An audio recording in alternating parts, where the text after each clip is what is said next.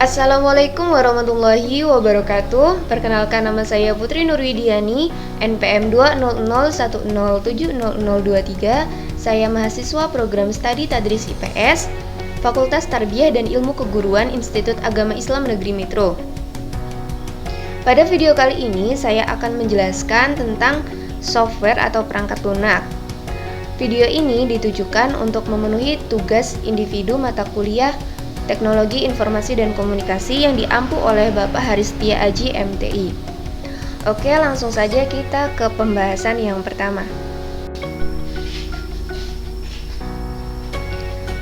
Pengertian software.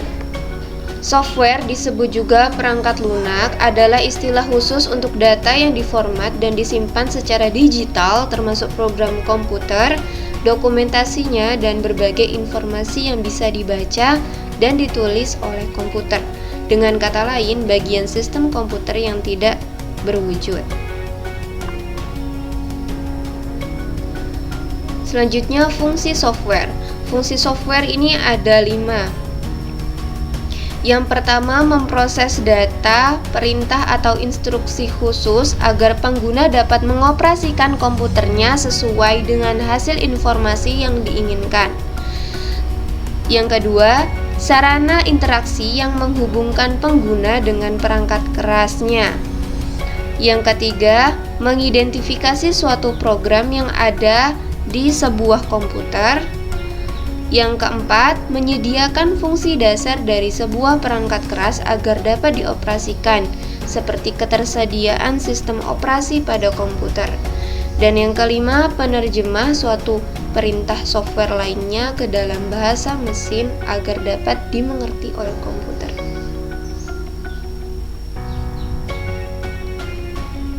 Selanjutnya, sejarah software. Software dicetuskan oleh John Tukey yang berprofesi sebagai ahli matematika pada tahun 1958. Dalam perkembangan software terbagi ke dalam 4 era, yaitu yang pertama ada era pemula. Pada era pemula ini, perangkat lunak pertama kali muncul dalam bentuk sambungan-sambungan kabel ke antar bagian dalam komputer. Dulunya perangkat lunak dan perangkat keras masih berada dalam satu kesatuan dan hanya digunakan untuk suatu tujuan tertentu. Yang kedua, ada era stabil. Pada era ini, perangkat lunak sudah dapat digunakan untuk berbagai macam fungsi, sehingga tidak dipakai oleh kalangan peneliti dan akademi saja, namun industri dan perusahaan juga. Selain itu, pada masa ini juga mulai diterapkannya sistem basis data yang mampu memisahkan data dengan program. Era yang ketiga adalah era mikro. Pada era ini, perkembangan perangkat lunak dapat dilihat dari perbedaan software yang terbagi menjadi 2, yaitu perangkat lunak sistem yang menangani internal komputer dan perangkat lunak aplikasi yang dapat digunakan oleh pengguna secara langsung sesuai kebutuhan dan tujuan tertentu. Yang keempat adalah era modern. Pada era modern ini, perangkat lunak sudah berkembang menjadi sangat canggih dan modern. Di masa ini, perangkat lunak sudah mengenal input dalam bentuk suara maupun gambar, serta distribusinya ada yang berbayar dan ada pula yang gratis. Pembagian software berdasarkan jenisnya dibagi menjadi 3. Yang pertama ada sistem operasi. Perangkat lunak jenis ini digunakan untuk mengatur setiap perangkat keras yang sudah terhubung dengan CPU komputer. Yang kedua ada bahasa pemrograman. Jenis perangkat lunak yang satu ini adalah bahasa yang digunakan dalam pembuatan sebuah program seperti Java, PHP, HTML, C, dan C++. Yang ketiga ada program aplikasi. Program aplikasi di sini merupakan sebuah perangkat lunak yang umumnya sudah banyak digunakan dalam menyelesaikan tugas-tugas tertentu seperti Microsoft Word. Pembagian software berdasarkan distribusinya. Yang pertama ada firmware merupakan jenis penyimpanan perangkat lunak yang hanya bisa dibaca. Kemudian ada freeware, merupakan salah satu jenis software yang tidak memiliki batas waktu tertentu. Adware merupakan jenis perangkat lunak yang dapat diperoleh serta digunakan tanpa biaya. Ada open source, yaitu sejenis perangkat lunak yang dapat dibuka kode sumbernya. Ada malware, merupakan salah satu jenis dari software yang dianggap berbahaya dan bisa merusak apabila disalahgunakan penggunanya.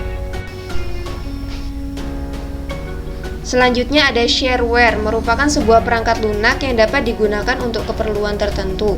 Pada umumnya jenis perangkat lunak yang satu ini digunakan sebagai demonstrasi dengan fitur dan waktu penggunaan yang terbatas. Kemudian ada spyware, adalah software yang khusus digunakan dalam memata-matai setiap aktivitas pengguna komputer. Teknologi informasi yang mengacu kepada salah satu bentuk program berbahaya yang memasang dirinya sendiri ke dalam sebuah sistem untuk mencuri data pengguna atau merusak sistem pengguna tersebut. Selanjutnya ada contoh software. Yang pertama ada Microsoft Office Word. Fungsinya untuk mengetik atau mengedit sebuah dokumen. Kemudian Google Chrome, fungsinya untuk masuk ke jaringan online atau jaringan internet. Recycle Bin, fungsinya untuk melihat atau mengambil file yang sudah dihapus. Corel Draw, fungsinya untuk membuat, mengedit foto atau gambar. Opera Mini, fungsinya untuk masuk ke jaringan online atau jaringan internet. Selanjutnya MP3, fungsinya untuk memutar musik atau lagu. Kemudian ada Photoshop, fungsinya untuk mengedit gambar atau foto. Dan masih banyak lagi contoh-contoh software yang lain seperti ada Microsoft Excel, Microsoft PowerPoint, kemudian ada Mozilla Firefox dan lain-lain. Mungkin itu saja yang dapat saya sampaikan pada video kali ini. Semoga video ini bermanfaat. Saya akhiri, wassalamualaikum warahmatullahi wabarakatuh.